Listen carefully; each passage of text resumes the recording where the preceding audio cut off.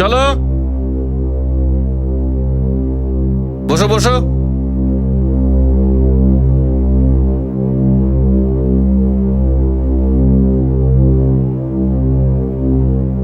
আপনাদের সবাইকে স্বাগতম।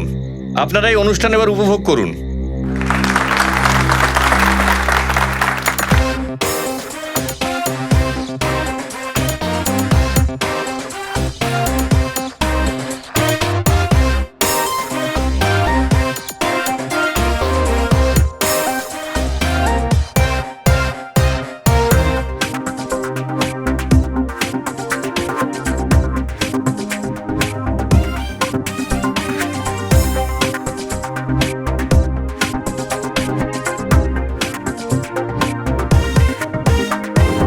বিকি আর চন্দনকে তো কোথাও দেখা যাচ্ছে না। মনে হচ্ছে স্যার ওরা দুজন নিজেদের সেলেই রয়েছে, ওরা ফাংশনেও আসেনি। আশ্চর্য, সব কয়েদিরাই তো এই দিনটার জন্য অপেক্ষা করে, আর ওই দুজনই ফাংশনে আসেনি। কোথাও কোনো গন্ডগোল পাকাচ্ছে না তো? স্যার আমি গিয়ে দেখে আসবো? না, তুমি এখানেই থাকো, এদের উপর নজর রাখো, আমি দেখে আসছি।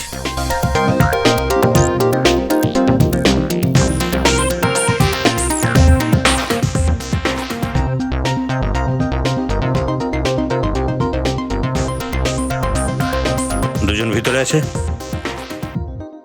বিকি, চন্দন, বিকি, চন্দন, এই দুজন জবাব কেন দিচ্ছে না? স্যার মনে হচ্ছে ঘুমিয়ে পড়েছে। এত তাড়াতাড়ি? তাও এই চিৎকারের মধ্যে? খোলো তাড়াতাড়ি। ঠিক আছে স্যার।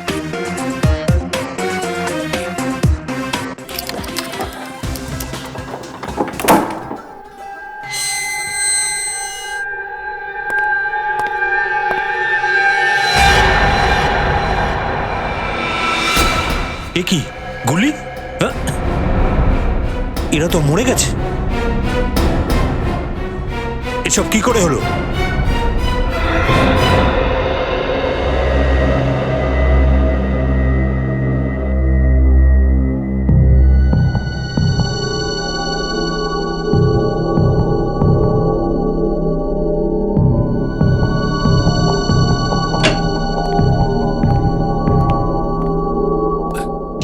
আমার অত দামি জিনিসটা গেল কোথায়? মাথাতেই আসছে না।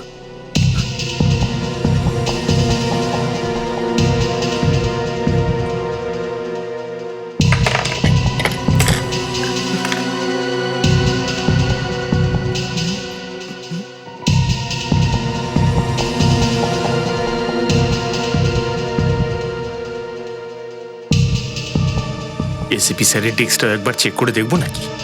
আরে বাবা, না না, আবার যদি জানতে পেরে যায় তাহলে আমার উপর ভীষণ উনি রেগে যাবেন।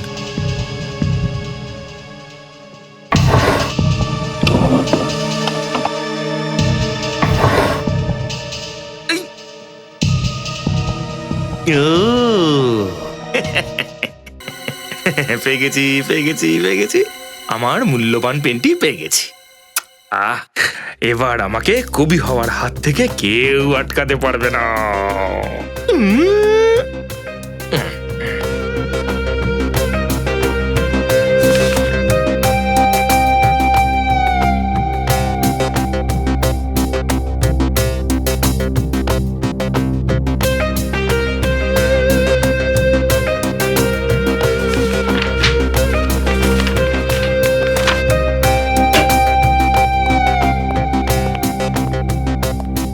কি ব্যাপার ফ্রেডি, নিজের সাথে কি কথা বলছো?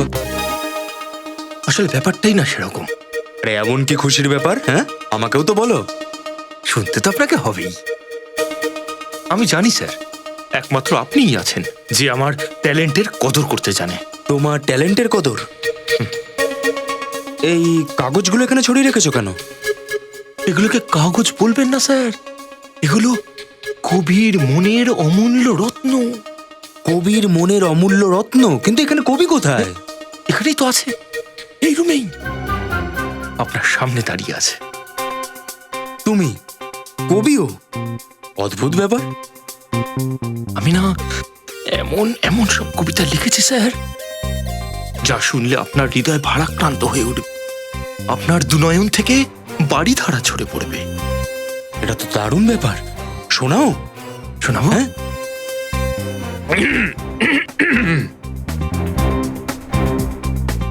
প্রতি সন্ধ্যায় নিজের উঠোনে বসে যখন আমি ডুবন্ত সূর্যটাকে দেখি, প্রতি সন্ধ্যায় নিজের বারান্দায় বসে যখন আমি ডুবন্ত সূর্যটাকে দেখি, তখন আমার মনে একটা প্রশ্ন জাগে যে সূর্যর সাথে সাথে এই পঙ্কজটা ডুবে মরল না কেন? পঙ্কজ, তুমি পঙ্কজের ওপর কবিতা বানিয়ে ফেললে। খুব মনে পড়ছে পঙ্কজকে। হ্যাঁ স্যার, পঙ্কজকে না আমার সত্যি বলছি খুব মনে পড়ছে।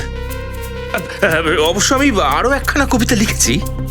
আরো একটা? হ্যাঁ, আমাদের অভিজিৎ স্যার আর সারিকাকে নিয়ে। ঠিক আছে, এটাও শুনিয়ে ফেলো। অভিজিৎ স্যার ভালোবাসেন ফরেনসিক ল্যাবে যেতে। অভিজিৎ স্যার ভালোবাসেন ফরেনসিক ল্যাবে যেতে। ডক্টর সারিকার থেকে চান সেই কেসের ব্যাপারে জানতে। অপরাধ ছাপিয়ে যখন তৈরি হচ্ছে একটা সম্পর্ক, তখন ডক্টর সালুকের ওখানেই টপকানোটা। ফ্রেডি, এটা খুব মিষ্টি কবিতা ছিল। আমার মন তো গলে গেল। এর আগে আমার চোখে জল চলে আসুক, প্লিজ প্লিজ। না, আমি আরো 2-4টে কবিতা লিখেছি। সেটা তুমি ওই দেওয়াল দিয়ে শোনো। না,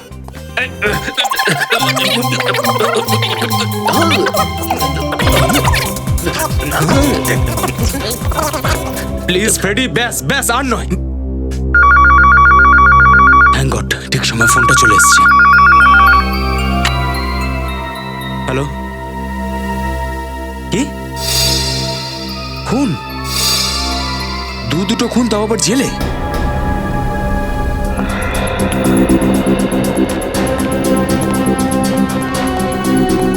আসুন স্যার, আসুন।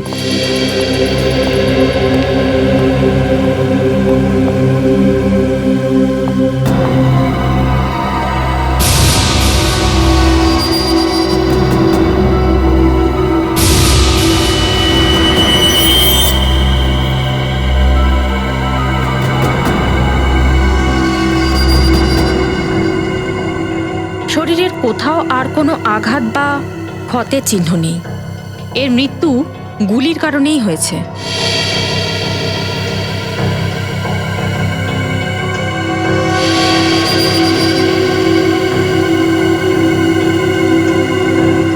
এখানে তো কোনো এক্সিট হোলও নেই, তার মানে গুলিটা শরীরেই আছে। স্যার, বন্দুক তো এখানে নেই। এখানে একটা ব্যাপার তো পরিষ্কার যে এরা দুজনে দুজনকে মারেনি, আত্মহত্যাও করেনি। না হলে বন্দুক এখানেই থাকতো। নিশ্চয়ই কোনো তৃতীয় ব্যক্তি ওদের খুন করেছে। জেলে খুন? এটা কি করে হতে পারে? এই দুজনের সাথে তো কোনো অন্য কয়েদিও ছিল না। এটা তো আমিও ভাবছি জেলা সাহেব, জেলে স্পেশাল সেলে থাকা দুজন কয়েদি কিভাবে মারা যায়, কি করে? কেউ গুলি চালানোর আওয়াজও শোনোনি? না স্যার, ফাংশনে এত জোরে গান চলছিল যে আমরা ঠিকমতো কিছুই শুনতে পাচ্ছিলাম না। গান যত জোরেই বাজুক না কেন, গুলির আওয়াজকে চাপা দেওয়া যায় না। স্যার, হয়তো গানের মধ্যে সাইলেন্সার লাগানো ছিল। তার মানে এটা তো তুমি মানছো যে তোমরা থাকার পরেও কেউ জেলের ভেতরে বন্দুক নিয়ে আসে, তাও সাইলেন্সার লাগানো, এবং কাউকে মেরে দেয়? না স্যার, ভিতরে তো কেউ আসেনি। আমরা তো এইখানেই পাহারা দিয়েছিলাম, তাই না? হ্যাঁ স্যার। গুলির আওয়াজ শোনোনি, কাউকে ভেতরে আসতে দেখোনি, কিভাবে হতে পারে এটা? তোমরা দুজনেও বাইরে ফাংশনে গান শুনতে যাওনি তো? না না স্যার, আমরা দুজন তো এখানেই ছিলাম। আপনি স্যারকে জিজ্ঞাসা করে দেখুন। এরা ঠিক বলছে, এরা এখানেই ডিউটি করছিল। রজত, আমি লাশ দুটোকে ফরেনসিক ল্যাবে নিয়ে যাচ্ছি। বিকি আর চন্দনের লাশের পজিশন দেখে মনে হচ্ছে যখন গুলি চালানো হয় ওরা মাটিতে শুয়েছিল। হয়তো এরা দুজন তখন শুয়েছিল যখন এদের গুলি মারা হয়। মনে তো সেটাই হচ্ছে, কিন্তু দেখতে হবে গুলিটা চললো কোথা থেকে। ফ্রেডি, একটা ব্যাপার তো পরিষ্কার, এরা আত্মহত্যা করেনি, দুজনে দুজনের উপর গুলি চালায়নি, গুলি চালিয়েছে কোনো তৃতীয় ব্যক্তি। আর যখন গুলি চালানো হয় তখন এই সেলে এরা দুজন ছাড়া আর কেউ ছিল না। সেলের দরজাও বাইরে থেকে বন্ধ ছিল। তাহলে গুলি সেলের ভেতর থেকে তো চলেনি, সেলের বাইরে থেকে চালানো হয়েছে, হয়তো ওখান থেকে। একটা কাজ করো, লাশগুলোর পজিশনে শুয়ে পড়ো। আপনি আমাকে বলছেন? হ্যাঁ, এখানে আর কেউ তো নেই। ঠিক আছে স্যার, আপনি যখন বলছেন তখন আমি শুয়েই পড়ি।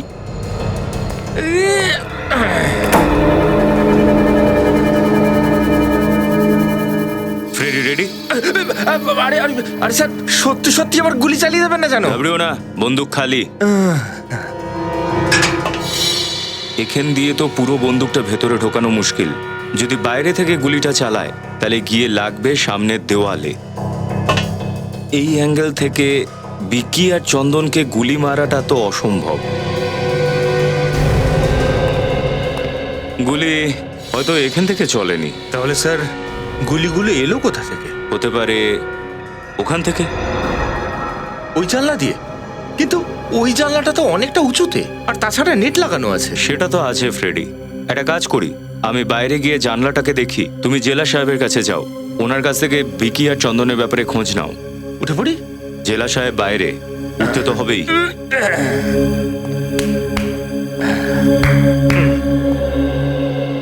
জেলা সাহেব, এই বিকি আর চন্দনের কি অপরাধে জেল হয়েছিল? এরা দুজন ব্যাংক আর বড় লোকদের বাড়িতে ঢুকে চুরি ডাকাতি করত।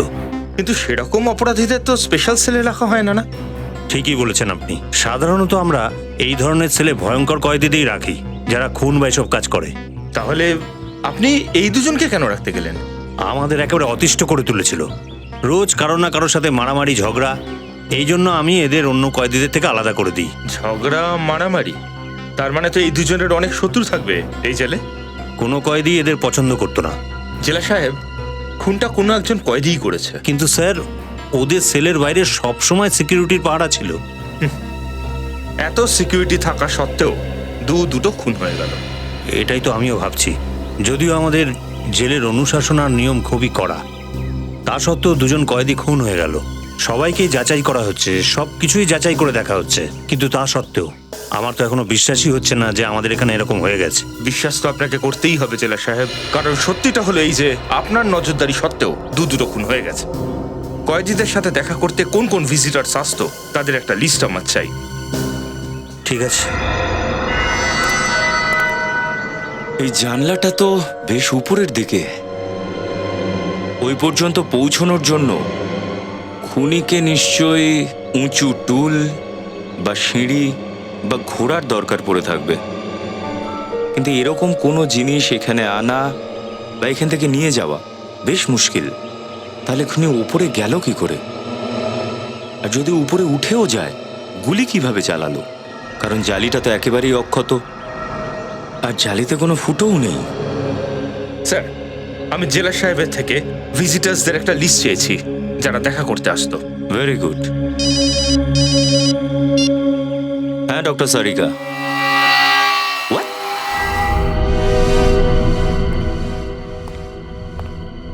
কি সারিকা ম্যাডাম, আপনি তো মাথাটাই খারাপ করে দিলেন। আমি কি করতে পারি রজত? আমি তো শুধু সেটুকুই বলছি যেটা প্রমাণ আমাকে বলছে। এই দুজন কয়েদির ওপর দুটো আলাদা আলাদা অ্যাঙ্গেল থেকেই গুলি চালানো হয়েছে। কিন্তু আলাদা আলাদা অ্যাঙ্গেল থেকে কিভাবে?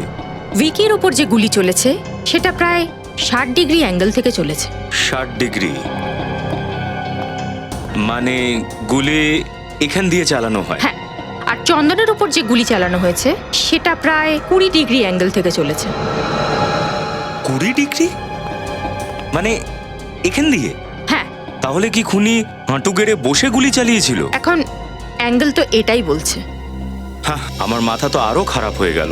আপনার মতে গুলি এর ভেতর থেকে চালানো হয়েছে, কিন্তু এখানে কোনো তৃতীয় ব্যক্তি থাকার কোনো সম্ভাবনাই নেই। আমরা পুরো সেলটাকে চেক করেছি, এখানে কোনো গোপন রাস্তা নেই। শুধুমাত্র একটাই রাস্তা আছে, আর সেটা হলো এই দরজা। স্যার, এটা আবার ভেতরেরই কারুর কাজ নয় তো? হতে পারে। এই নিন স্যার, যারা এই আসামিদের সঙ্গে দেখা করতে আসতো তাদের নামের লিস্ট। Thank you.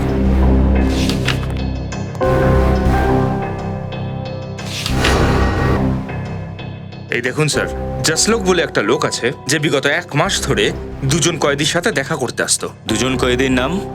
মুন্না আর জকোটা। মুন্না আর জাকোটার সঙ্গে দেখা করা যাক। তাড়াতাড়ি এসো।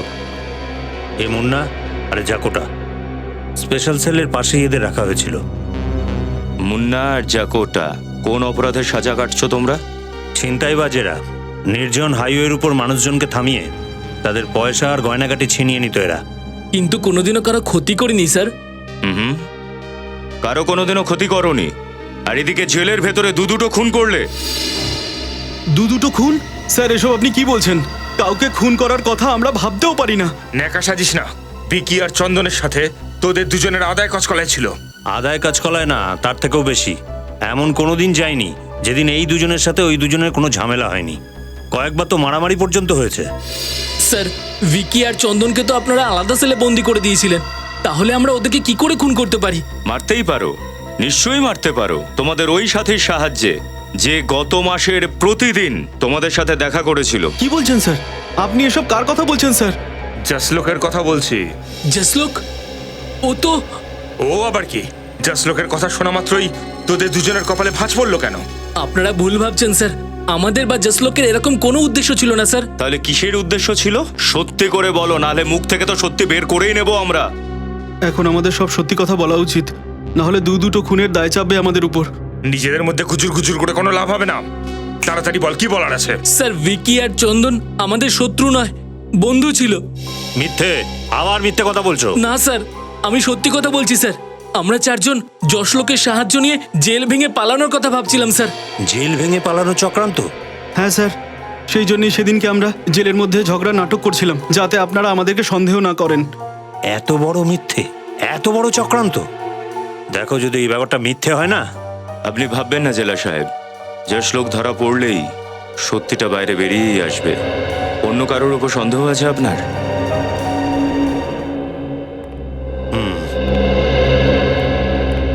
এ রাজু আরও সত্য, এই দুজনের সাথেও ভীষণ কথা কাটাকাটি হতো ওই বিকি আর চন্দনের। ঝামেলা তো হবেই না স্যার, ওরা দুজন তো সবসময় ঝগড়া করার জন্য বাহানা খোঁজে। হ্যাঁ হ্যাঁ স্যার, ঝগড়া না করে তো ওদের পেটের ভাত হজমই হতো না। তোদের দুজনের ঝগড়া আবার মুন্নার চাকোটার ঝগড়ার মতো নকল নয় তো? নকল? না না স্যার, এইসব কি বলছেন? দেখো, তুমি নিজের মুখেই বলে দিলে যে ঝগড়াটা আসল ছিল। তার মানে তোমাদের দুজনের কাছে পাকা মোটিভ ছিল ওদের দুজনকে মারার। না না স্যার, আমরা খুনি না, আমরা তো চুরি চামারি করেছি। আর আমরা ওদের কেন খুন করতে যাব? হ্যাঁ স্যার, এমনিতেও জেলার সাহেব যবে থেকে ওদের স্পেশাল ছেলে রেখেছে, তবে থেকে আমাদের দুজনের ওদিকে যাওয়াটাই মুশকিল হয়ে গেছে। জেলা সাহেব, আর কে কে আছে যারা স্পেশাল সেলে যেতে পারে? সবচেয়ে বেশি তো এই মনোহরের যাতায়াত ছিল এই সেলে। এই বিশেষ করে এই সেলটা পরিষ্কার পরিচ্ছন্ন রাখতো। হ্যাঁ স্যার, এটা আমার দুর্ভাগ্য যে আমি ওই সেলটা সাফ করতাম। কেন, এমন কি ঘটেছিল? হ্যাঁ স্যার, অকারণে ঝগড়া করতো, ধাক্কা মারতো, কয়েকবার তো আমাকে চড়ও মেরেছে। আরে, ওরা তোমাকে মারধর করতো, সেটা তুমি আমাকে আগে বলনি কেন?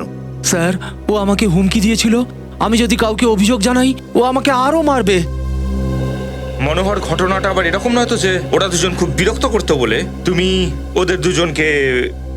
স্যার, আমি তো ওর কাছে যেতেই ভয় পেতাম। আমি ওকে কি করে মারতে পারি? মশা ছিলাম স্যার, ওর সামনে আমি মশা। জেলা সাহেব, কি হচ্ছে আপনার জেলে? স্টাফদেরকে মারা হচ্ছে, দুটো কয়েদিকে খুন করা হলো। আমি তো নিজেই খুব অবাক হয়ে যাচ্ছি। আমি ভেবেছিলাম জেলের নিয়ম কানুন তো আমি ঠিকঠাকই রেখেছি, কিন্তু তুমি কে? এ ধনসুখ, চাওয়ালা। এও সকাল সন্ধ্যে যাতায়াত করতো ওই সেলে চা দেওয়ার জন্য। আরে, কি হলো ধনসুখ? দাঁড়া! আমাকে ছেড়ে দিন স্যার, আমাকে ছেড়ে দিন। কেন ছেড়ে দেবো? আমি তো কিছু করিনি স্যার। কিছু করিসনি তো পালাচ্ছিলি কেন? আমি ভয় পেয়ে গেছিলাম স্যার। নিরপরাধ কখনো ভয় পায় না, বুঝেছিস? তোরও কি কোনো ঝগড়া হয়েছিল ওদের সাথে? না স্যার, ওরা তো আমার সাথে খুব ভালোবেসে কথা বলতো। শেষবার চা কখন দিতে গেছিলি ওদের? এই হয়তো 7:30 থেকে 8টার মধ্যে। মানে ফাংশন শুরু হওয়ার আগে? হ্যাঁ স্যার, কিন্তু ভিতরে যাইনি স্যার। কেন ভেতরে যাসনি কেন? স্যার, আমার চাটা শেষ হয়ে গেছিল, তাই বাইরে থেকেই ফিরে চলে আসি। কিন্তু সেলের কাছে তো গেছিলিস না, কিছু তো দেখেছিস তুই। ওই সময় কি ওরা ঠিক ছিল? হ্যাঁ স্যার, দুজনেই বেশ সুস্থ ছিল, নিজেদের মধ্যে কথাও বলছিল। কথা বলছিল? কি কথা বলছিল, কিছু শুনেছিস? হ্যাঁ স্যার, মনে পড়েছে। কি হয়েছে? কি ব্যাপার? আরে বাবা, কি ঝামেলা শুরু হয়েছে? এত মশা কামড়াচ্ছে, এখানে তো আর থাকতে পারছি না। হ্যাঁ, মশা কামড়াচ্ছে বলে কি কয়েল নিয়ে আসবো? যা গিয়ে চুপচাপ শুয়ে পড়। আরে, এখানে বসাই যাচ্ছে না, তুমি ঘুমানোর কথা বলছো? কে জানে এই উপর থেকে এই ঘুলগুলির জালটাকে সরিয়ে দিয়েছে, তো মশারাই এখানে নেচে বেড়াচ্ছে। তোরা না সবসময় এই সমস্ত নাটক করিস, কখনো মারামারি করিস, কখনো আবার ঝামেলা করিস, আবার কখনো মশার বাহানা বানাস। যা গিয়ে চুপচাপ শুয়ে পড়। এই তুই ওদিকে কি করছিস? এদিকে আয়, চা খাওয়া। চাটা শেষ হয়ে গেছে, আমি এক্ষুনি নিয়ে আসছি। আমার বেলা চা শেষ হয়ে গেল, যা গিয়ে নিয়ে আয়। ও, তাহলে এই কথা হচ্ছিল। কিন্তু স্যার, যখন আমরা স্পেশাল সেলটায় গেছিলাম তখন তো জানলাটা একটা নেট লাগানো দেখেছিলাম, তাই না? হ্যাঁ ফ্রেডি, আমিও সেই কথাই ভাবছি, হয়তো এরম কিছু হয়েছিল যে ফাংশনের আগেই খুনি সুযোগ বুঝে খুনি ওই জানলা থেকে নেট সরিয়ে দেয়। তারপরে ও ফাংশন শুরু হওয়ার জন্য অপেক্ষা করছিল। যখনই ফাংশন শুরু হয় সবাই বাইরে চলে যায় আর খুনি চন্দন আর ভিকিকে গুলি করে খুন করে। তারপর ফেরত যাওয়ার সময় ও জানলাতে নেট আবার লাগিয়ে দেয়।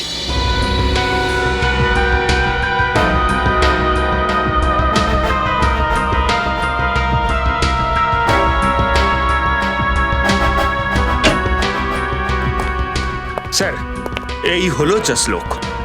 অনেক কষ্টে বাঁকে পেয়েছি। এটা পালাবার মতলবে ছিল। তা আপনি হলেন সেই ভদ্রলোক যে বিগত 1 মাস ধরে প্রত্যেক দিন ওই 4 জন অপরাধীর সঙ্গে দেখা করার জন্যে জেলে যেতেন, হ্যাঁ? কি বাজে কথা বলছেন স্যার? একে তো আপনার অফিসার জোর করে আমাকে এখানে উঠিয়ে নিয়ে আসে, তারপরে আপনি আবার আজে বাজে কথা বলছেন। আরে জেলে কারোর সঙ্গে দেখা করা কোনো অপরাধ নাকি? আগে না, জেলে কারোর সঙ্গে দেখা করাটা অপরাধ নয়, কিন্তু জেল থেকে কাউকে পালাতে সাহায্য করাটা অপরাধ অবশ্যই। স্যার, আমি কাউকে সাহায্য করিনি, আর না কোনো ষড়যন্ত্রে আমার কোনো হাত আছে। দেখো, মুন্না আর জাকোটা নিজের মুখ খুলে ফেলেছে। তোমার জন্য এটাই বেটার, তুমি আমাদের সময় নষ্ট করো না, সত্যিটা বলো। স্যার, আমি তো একবার বললাম যে আমি কাউকে সাহায্য করিনি মানে করিনি। ফ্রেডি, মনে হচ্ছে এই দাদা ভদ্র মতো কিছু বলবেন না, এনার উপর সেই জিনিসটার ব্যবহার করতে হবে। বুঝে গেছি স্যার। স্যার, কোন জিনিসের কথা বলছেন? এক্ষুনি জানতে পেরে যাবে কোন জিনিসটার বলুন কথা না বলছি। প্লিজ। আরে এটা আবার কি? এটা সত্যি বলার ইনজেকশন। সত্যি বলার ইনজেকশন?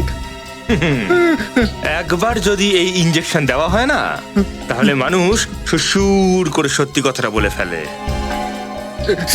স্যার, এর দরকার নেই, আমি সব সত্যি বলছি, সব বলছি স্যার আমি। ওষুধ কাজে দিয়েছে?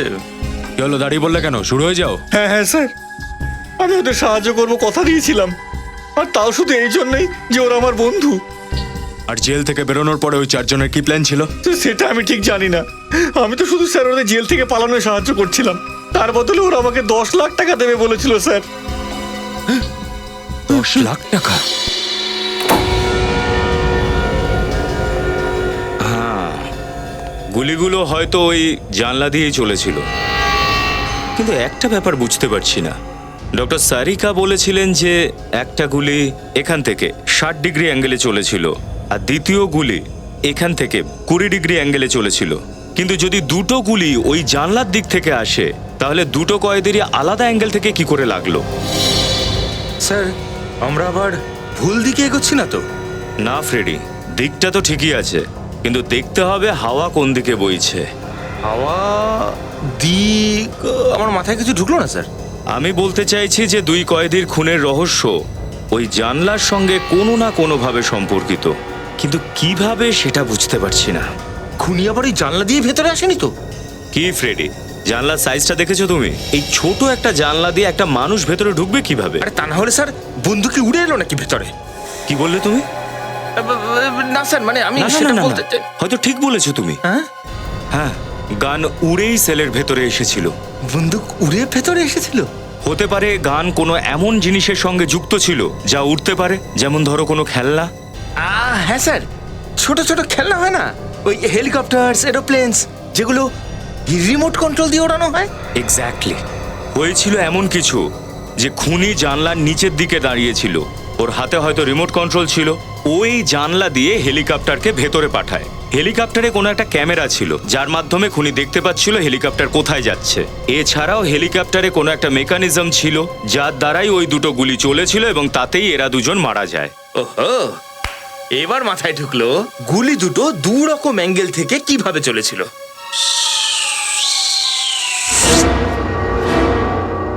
কারেক্ট।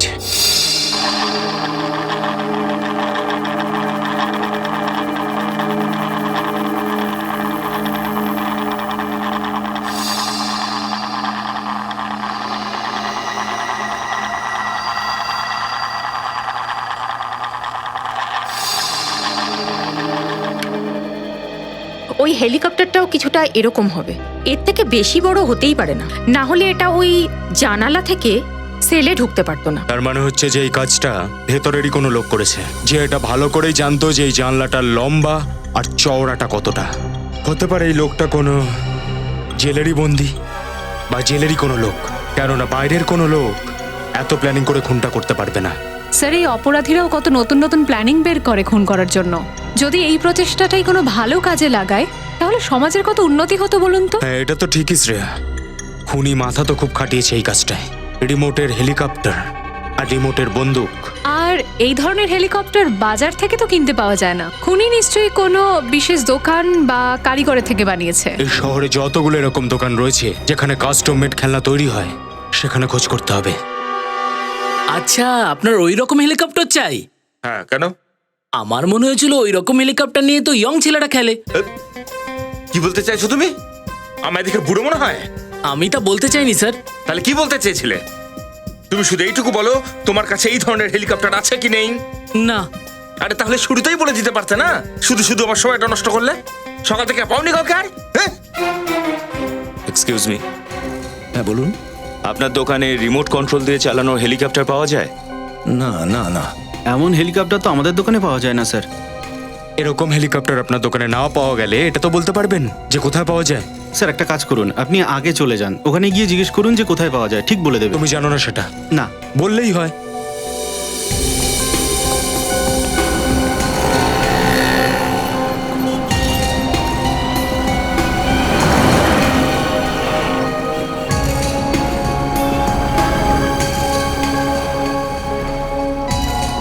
ওদিক থেকে পাওয়া গেল না।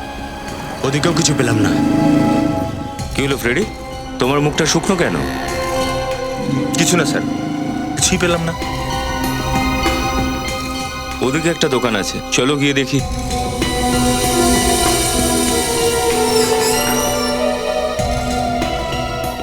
বলুন স্যার, কি চাই আপনাদের? আপনার দোকানে রিমোট কন্ট্রোল হেলিকপ্টার আছে? হ্যাঁ স্যার, নিশ্চয়ই পাওয়া যায়। দেখান তো একটু। এই মুহূর্তে তো সব বিক্রি হয়ে গেছে। যদি আপনারা বলেন তাহলে আপনাদের জন্য অর্ডার দিয়ে দিতে পারি। আগে না, তার প্রয়োজন নেই। আপনি শুধু এটুকু বলুন যে ওই হেলিকপ্টারে গান আর ক্যামেরা কেন ফিট করেছেন আপনি? গান, ক্যামেরা, এসব কি বলছেন আপনি? একদম ঠিক বলছি আমরা। আর আমরা ভালো করে জানতাম যে ওই ধরনের হেলিকপ্টার শুধু আপনার দোকানেই পাওয়া যায়। তার জন্য আপনি এটা বলুন যে ওই হেলিকপ্টারে আপনি গান আর ক্যামেরা কেন ফিট করেছেন? আরে আপনারা অকারণ আমাকে বদনাম করছেন। আচ্ছা, তো আপনারা এভাবে কথা শুনবেন না। আমি এক্ষুনি পুলিশকে ফোন করছি। এই দেখো, সাহায্যের জন্য পুলিশকে ফোন করেছিলে কি সিআইডি হাজির। সিআইডি? একদম সিআইডি। এবার বলুন, কার কথাতে ওই হেলিকপ্টারটা বানিয়েছিলেন? কারোর কথা না স্যার। কারোর কথা না। দুটো খুন হয়েছে আপনার এই খুনি খেলনার জন্য, তাও আবার জেলে। দুটো খুন, তাও জেলের মধ্যে? এটা বলুন যে কার জন্য করেছেন আপনি এসব, বলুন।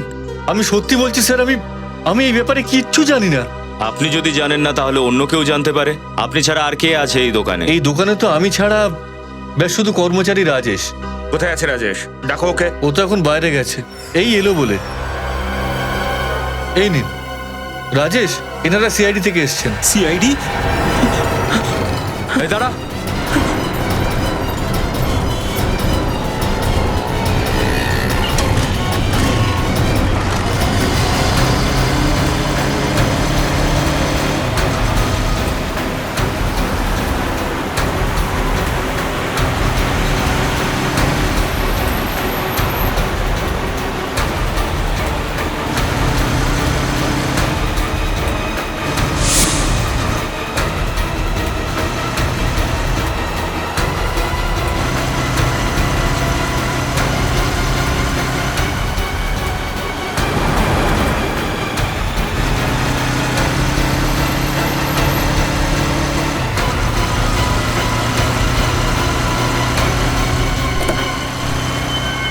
দাঁড়া তো বেটা।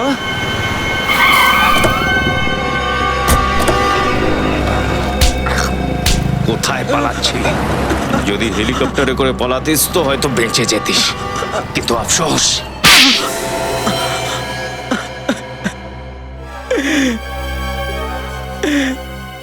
ভুল হয়ে গেছে স্যার।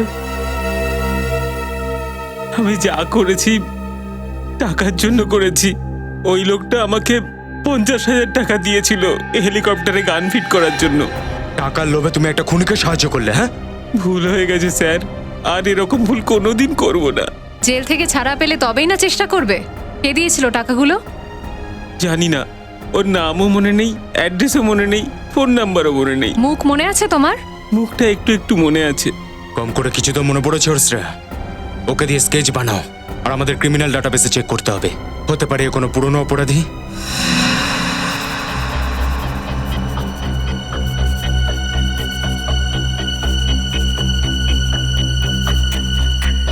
চোখ স্যার একটু ছোট আর একটু লম্বা।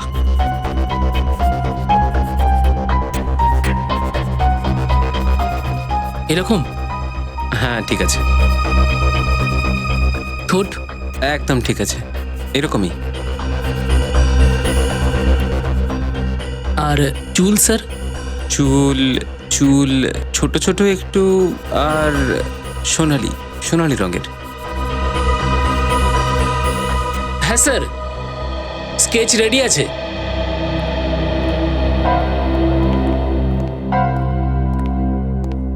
এটা কি ওই লোকটাই?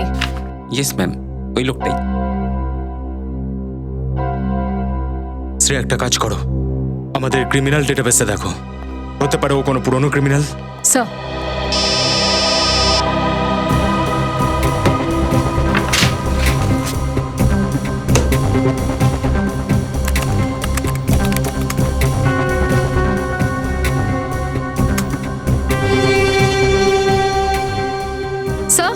স্যার এ কোনো জগন নামের অপরাধী।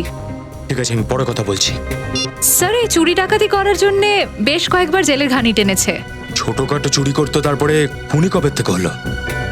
স্যার গত 6 মাস ধরে ও বসন্ত বাজার জেলেই আছে, যেখানে বিকি আর চন্দন ছিল। তার মানে এরা তিনজন নিজেদের মধ্যে নিশ্চয়ই দেখা করেছিল। তিনজনের কোনো না কোনো কানেকশন রয়েছে।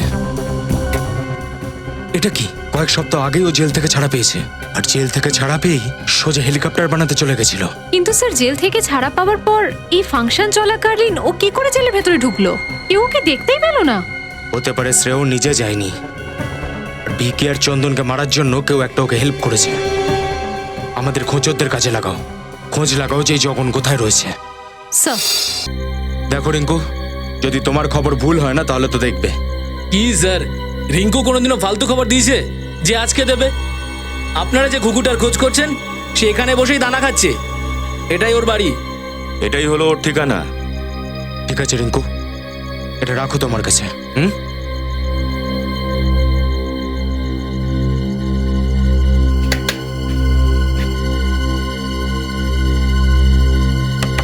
কে রে?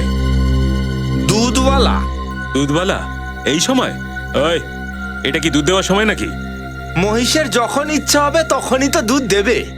সকালে যদি দুধ না দেয় তাতে আমার কি দোষ? আজ পর্যন্ত তোর মোষটা তো সকালেই দুধ দিত, আবার রাতে কবে থেকে দিতে শুরু করলো?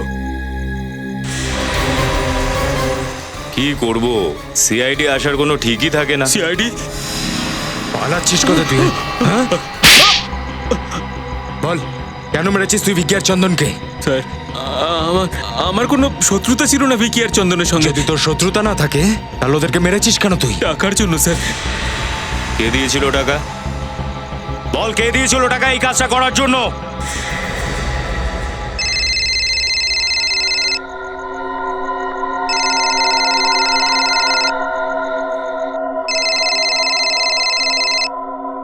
হ্যালো, আমি জগন বলছি। তোমাকে আমি কতবার বলেছি না তুমি আমাকে কখনো ফোন করবে না? দেখো, আমি তোমার সঙ্গে দেখা করতে চাই। তোমার মাথাটা কি পুরো খারাপ হয়ে গেছে? দেখো, তোমায় আমার সঙ্গে দেখা করতেই হবে, না হলে আমি... না হলে কি হুমকি দিচ্ছ আমায়? আজ রাত্রি 9:30টার সময় জোয়ালা রোডে অপেক্ষা করব। যদি না আসো তো... না আসলে কি করবে? হ্যালো হ্যালো, না আসলে আমায় দেখে নেবে বলছে। আজ দেখা হোক তোর সাথে, তোর সাথে যত হিসেব নিকেশ আছে সব শেষ করব।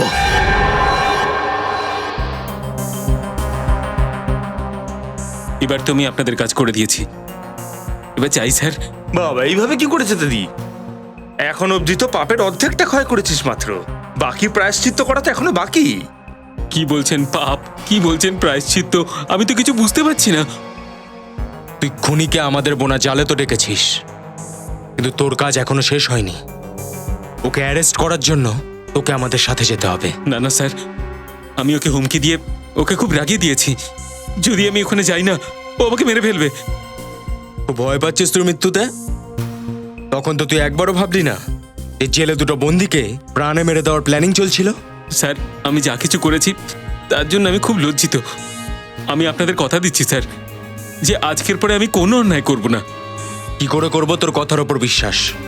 একটা অপরাধের শাস্তি ভোগ করে এসেছিস, দ্বিতীয়টাও করে বসলি। স্যার আমার জন্য না হোক, কমসে কম আমার বউ বাচ্চার জন্য আমাকে ক্ষমা করে দিন। আমি না থাকলে ওদের ভবিষ্যৎ অন্ধকার হয়ে যাবে। নিজের পরিবার নিয়ে খুব চিন্তিত দেখছি। অপরাধ করার সময় একবারের জন্য তাদের কথা মনে পড়েনি? স্যার আমাকে একটা সুযোগ দিন ভালো মানুষ হওয়ার। আমি আপনাদের আর কোনোদিনই অভিযোগ করার সুযোগ দেব না। আর আপনারা যেরকম বলবেন আমি সেরকম করতে তৈরি স্যার। ঠিক আছে, যারই হাত আছে এই সব কিছুর পেছনে, তারা খুব শীঘ্রই আমাদের হাতের মুঠোয় হবে।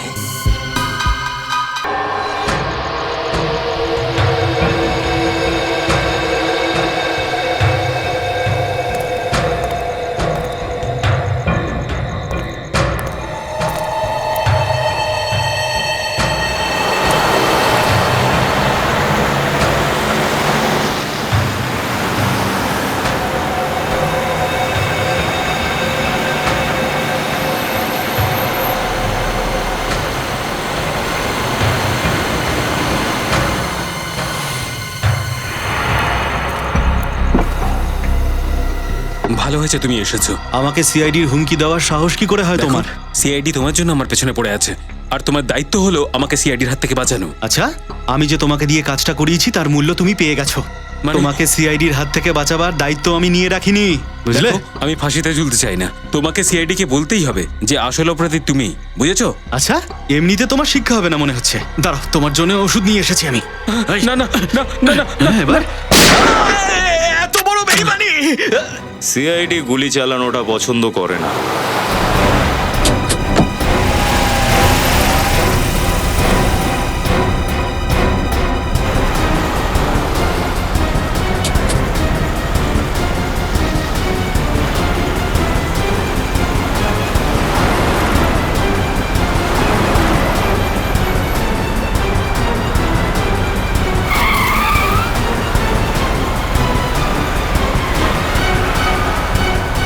যেভাবে ও গাড়ি চালাচ্ছে, কাউকে অ্যাক্সিডেন্ট না করে ফেলে।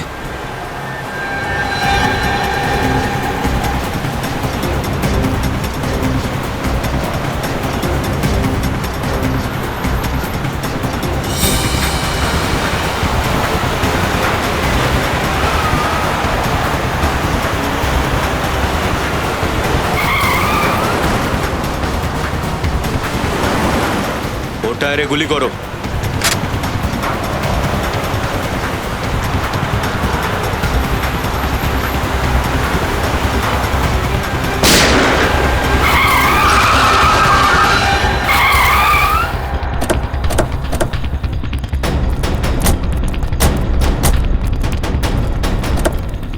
এই বিজয় বাবু, খেলা শেষ তোর, চল।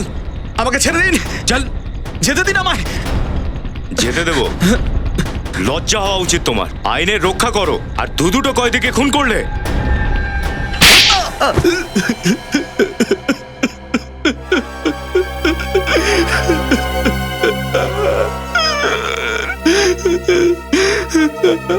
আমি ওদের মারার সিদ্ধান্তটা প্রথমেই নিয়ে ফেলেছিলাম। অপেক্ষায় ছিলাম যে কখন সময়টা আসে, আর সেই সুযোগটা আমি পেলাম যখন জেলে ফাংশনটা হচ্ছিল। কেন?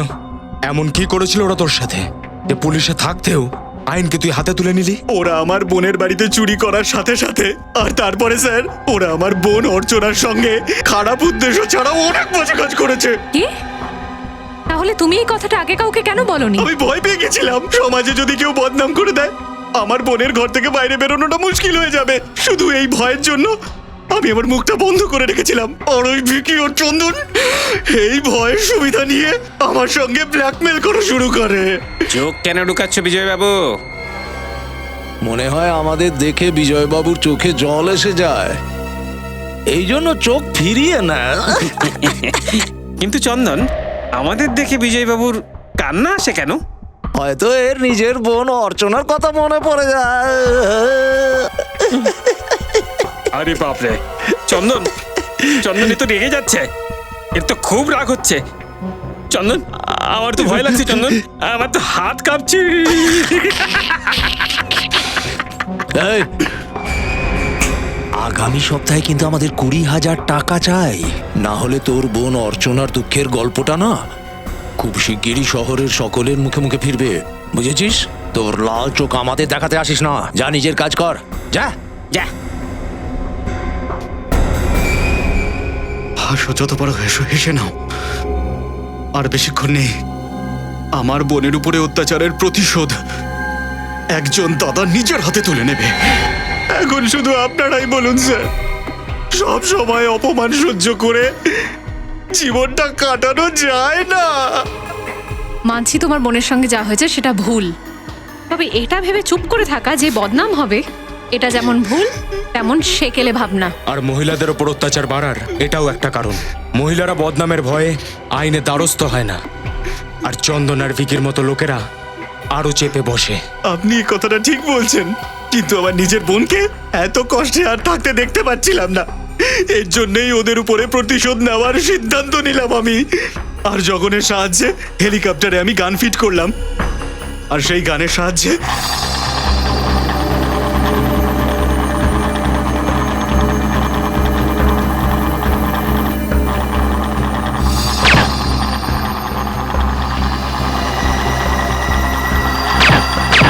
মানছি তুমি যা করেছো সেটা অন্যায়ের প্রতিশোধ নেওয়ার জন্য করেছো, কিন্তু যদি প্রতিশোধের আড়ালে প্রত্যেকটা মানুষ অন্যায় করতে থাকে, তাহলে সমাজে আইন কানুন বলে কিছুই থাকবে না। আমি যাদের মেরেছি ওরা একদম ভালো মানুষ ছিল না। এটা সত্যি যে ওরা ভালো লোক ছিল না, কিন্তু অপরাধ তো অপরাধী হয়, আর তোমাকে কি শাস্তি দিতে হবে সেটা এখন আদালত ঠিক করবে।